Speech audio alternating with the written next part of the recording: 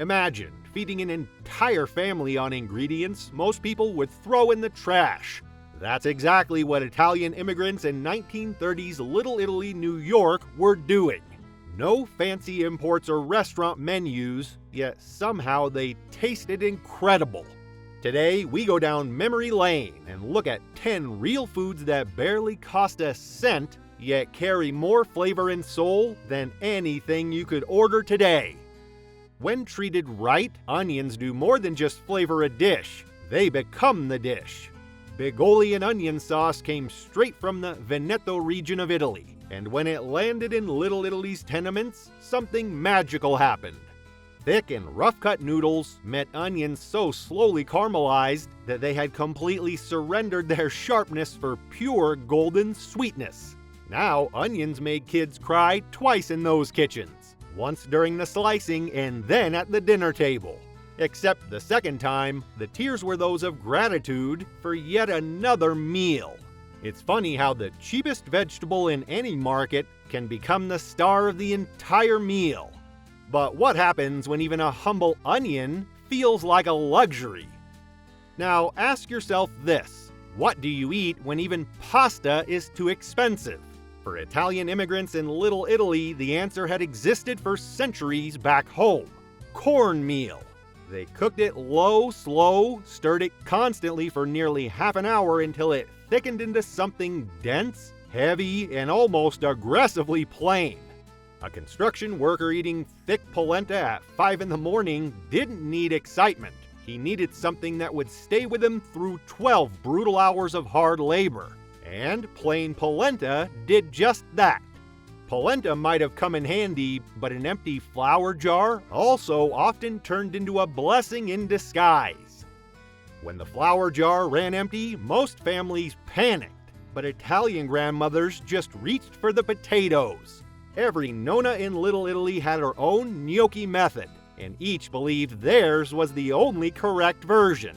The moment those small dumplings hit boiling water and silently floated upward one by one, something shifted in the kitchen. Kids pressed against the stove, watching like it was a magic show. Then came the sauce made of crushed tomatoes, garlic, and a whisper of oregano. And somehow, Sunday after Sunday, nobody left that table unsatisfied. And speaking of pots, this next one simmered all day for a reason. There's an old Italian saying that loosely translates to, "If the pot is full, the family is fine." And in 1930s Little Italy, that pot almost always had one thing in it: pasta fazool. These were beans cooked all day on the back burner. The process was unhurried and very Italian.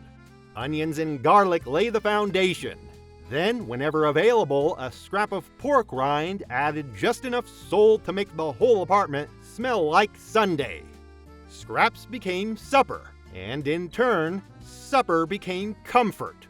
And comfort in a foreign city far from home was worth more than any cut of meat money could buy.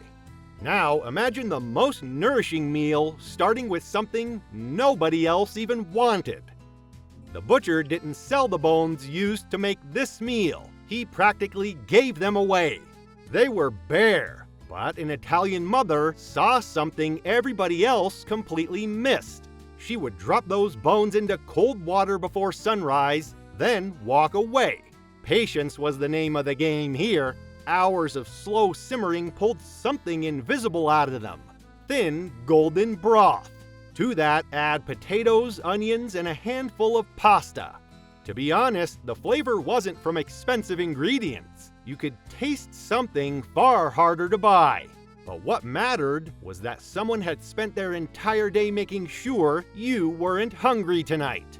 And once a week, one kitchen aroma made everyone in the entire building stop what they were doing and start circling around like sharks.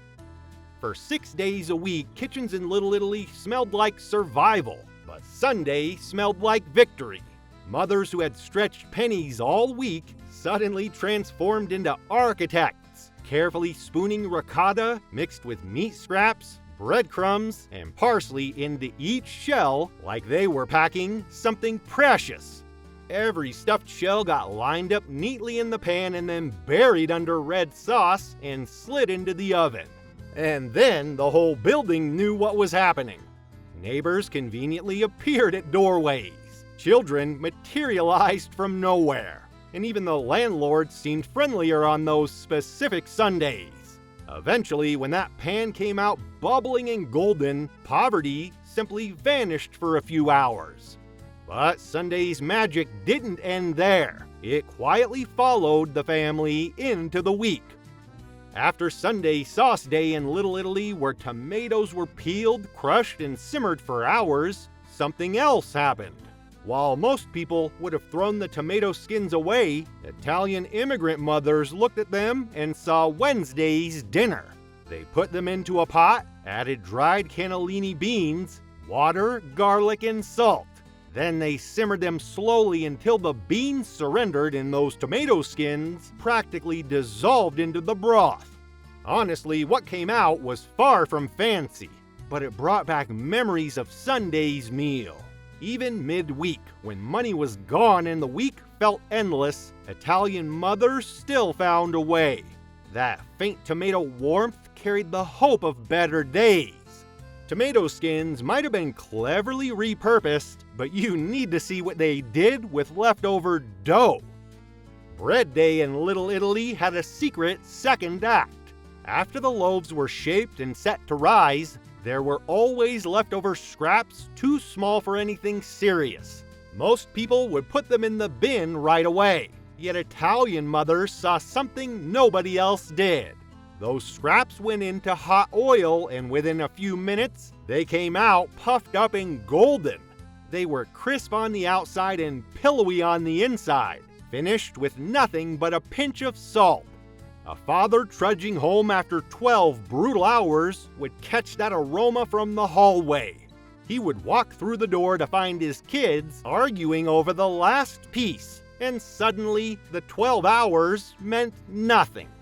But scraps didn't only find second lives in frying pans. At times, they all met in one pot. Nobody could agree on what minestrina actually was. It was too thick for soup and not quite pasta. It was somewhere stubbornly in between. And that, to be fair, sounds very Italian. When January hit those tenement walls and the cold came through like it owned the place, this pot appeared. A bruised carrot that didn't sell at the market, and neither did a potato from the very bottom of the sack. Broken pasta pieces collected throughout the week could also have passed for stuff to be discarded. But none of these ever went into the garbage bin.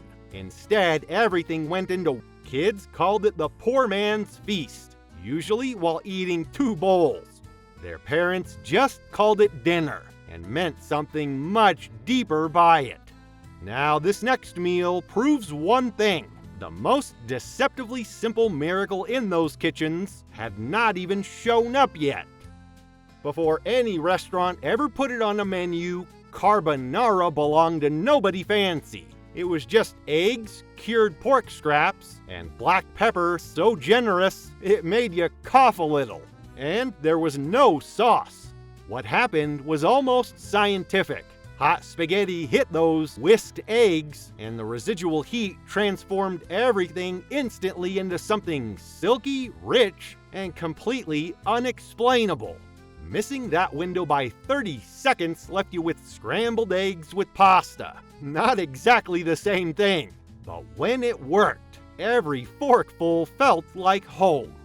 Italian immigrants in the 1930s Little Italy did not have much, but they sure made the most out of the little they had. Remember to subscribe to the channel for more videos like this.